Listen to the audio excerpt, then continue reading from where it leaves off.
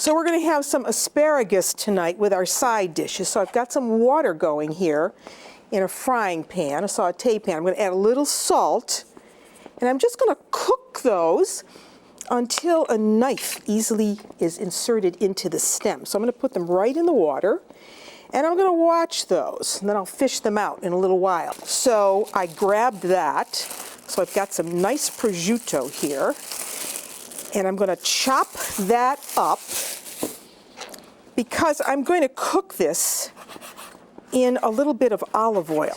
I want to talk to you about mushrooms because mushrooms are always in my refrigerator, and there's some plain old button mushrooms. Just cut up. I'm going to put them in this pan with a little bit of olive oil. So I'm going to get those going. I'm going to get those soft. And of course, this is a dried porcini, and these are the prized mushrooms of Italy. And of course, in Italy you get them fresh, but of course we live here. So you can always get them dried. And when you go to the store, you want to make sure that you're buying really good quality ones. You don't want to get them where they're just tiny little pieces because you don't know whether or not those are just the stems and not the caps. So you see how nice and big these pieces are.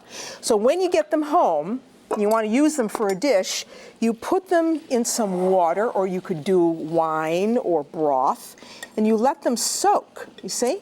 They have to really soak for a while until they're nice and plump.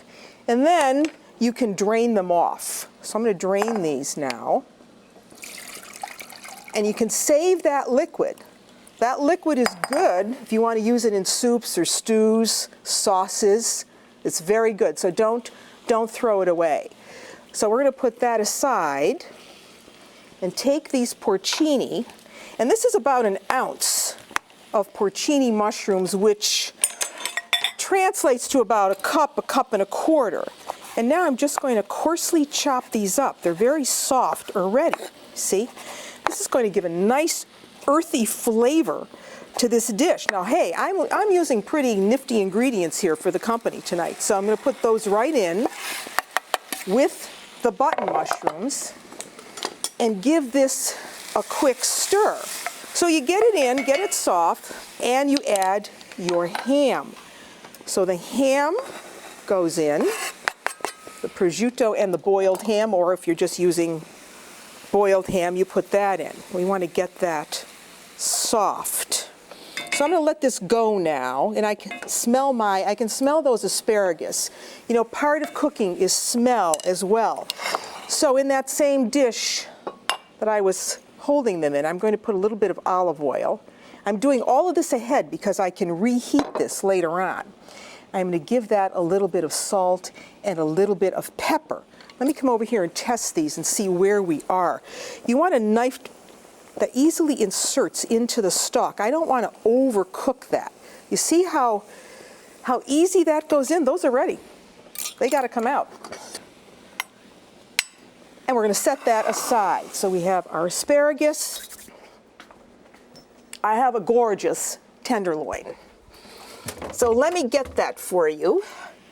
I'm going to cut 8 pieces of this. 8 beautiful pieces. Look at that. That is a gorgeous looking roast. You see, when you have something like this, you need to give it flavor because by itself, this doesn't have a lot of flavor. It's a tender piece of meat, yes, but you have to do something to it because there's not a lot of fat. I need to sale e pepe them, a little salt and pepper, over the top, just like that. Gorgeous. All right, now we have this all cooked down beautifully because now what we're going to do with this is put it right on top of that mixture. So you place these right over the top. Not going to take long to bake. And now all I really want is some lemon juice. Let me get a clean knife here.